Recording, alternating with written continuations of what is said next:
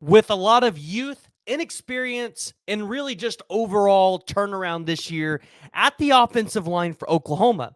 One thing Sooner fans have gone into the spring with is what is this room going to look like come fall? What's it going to look like in fall camp? What's it going to look like when we start the season?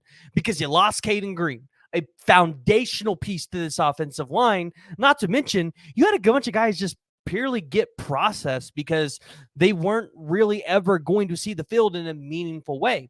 So you had a bunch of guys graduate on this offensive line, a bunch of guys go into the draft, and now you're trying to figure out where you currently sit. Oklahoma did a really good job at hitting the transfer portal, but there's questions in spring practices about who's going to step up. And quite honestly, there's a lot of things that are actually surprising me about who's stepping up and who might be the leader going into the fall. But before we talk about it, I want to hear from y'all. So make sure you're joining the discussion and letting me know what you guys think around the offensive line in Oklahoma. Because again, with this being such a big topic, I want to hear what you guys maybe think the starting five is actually going to look like.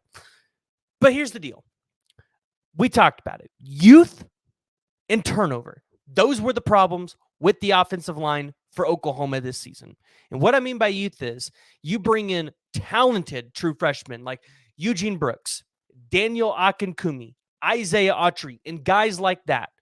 And then you have redshirt freshmen like a Hito Zaida and a Logan Howland. And a Logan Howland who might need just one more year before he really becomes a guy that really competes for a potential meaningful starting role. Then you got a Hito Zaida, who has been a guy that has came out and absolutely taken a lot of people by storm. Remember the 3-star offensive tackle that kind of people were not excited about? Everybody was like 3-star you. He's making waves in practice. And there's a chance that you might see Hito Zaida on the starting offensive line come the fall. But the question is, with all the key acquisitions that Oklahoma made, whether it was on the recruiting trail or in the transfer portal, what's it going to look like?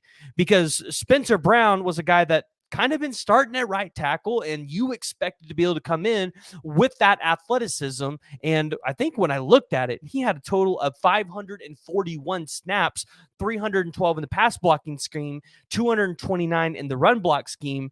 You expected Spencer Brown to be able to come in and be a key, crucial part of this offensive line. But then you hear of guys like Jake Taylor. You guys remember him? A guy that has been in this program a little bit, actually makes some noise. This is a guy that has actually been able to come in and say, no. Like, I've been in this program. I understand the offensive scheme. I know what we want to do. I can be just as crucial of a piece here. Then I look at a guy like Michael Tarquin. Michael Tarquin is a guy that's gotten quite a few reps at left tackle.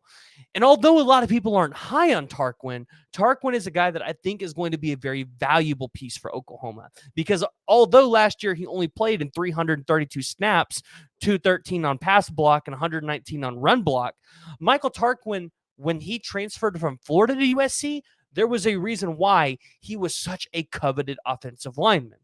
But what has really stood out to me is how guys like Hito Zaida and Jake Taylor are all making names for themselves. They, although saw these transfer portal guys come in, guys that everybody was really high on, guys that the staff brought in to make a potential starting spot. They came in and said, no, we have just as big of an opportunity to compete on this offensive line, and we want that opportunity. And I think as we go into the spring game here this weekend, I think a lot of us are going to be watching what are some of those rotations looking like on the offensive line? Who's dominating? Because at the end of the day, I know this defense is probably going to be ahead in the spring as the offense, especially as you're turning over with an offensive coordinator and a brand new offensive line. They should have the competitive advantage. But this defensive line for Oklahoma is going to be pretty good. I mean, it's going to be pretty good, especially with those edge rushers. You would imagine if the offensive line or specific guys on those offensive line are holding their own, they're going to have the edge and they're going to have the competitive advantage over others going into fall. The spring game, I think, is really going to make or break who we can tell the staff is going to ride with into the summer and into fall camp. But the question is does Oklahoma need to go after anybody else in the portal? Because the transfer portal's opened up. And you kind of lost Troy Everett. Do you expect him to potentially play for you this year? That remains unseen. So, what do you need at the center position? Because Garion Hatchett is still kind of recovering from an injury. Like, you can't guarantee a guy that played 264 snaps last year is going to be available for you. So, you look at a guy like maybe Branson Hickman, right? From SMU, 6'3, about 300 pounds. This is a guy that he played in 952 total snaps, 517 in the pass block, 435 in the run block, and had a pretty good overall grade when it came down to the end of it. That's a guy that you potentially look at, although not super high on Oklahoma landing him just yet. Or you could look at the guy from UNLV, Alani, and I believe it's pronounced Makahili. He had a pass block grade of 72.8, and he played in 830 snaps. Those are two very experienced guys that if you bring them in, you would almost guarantee that they would be the front runners to start at that center position. But the question is can Josh Bates, a guy that has been in this room, a guy that a lot of people had really high expectations for, be able to separate himself from the pack and be what we all expected him to be? And it sounds like Joshua Bates might be up to that task. It sounds like he might be trying to take a step into that role. So as you try to figure out exactly who are going to be your starting tackles, who are you going to be your backup tackles, this is really important because we talked about it when we talked about running backs the other day.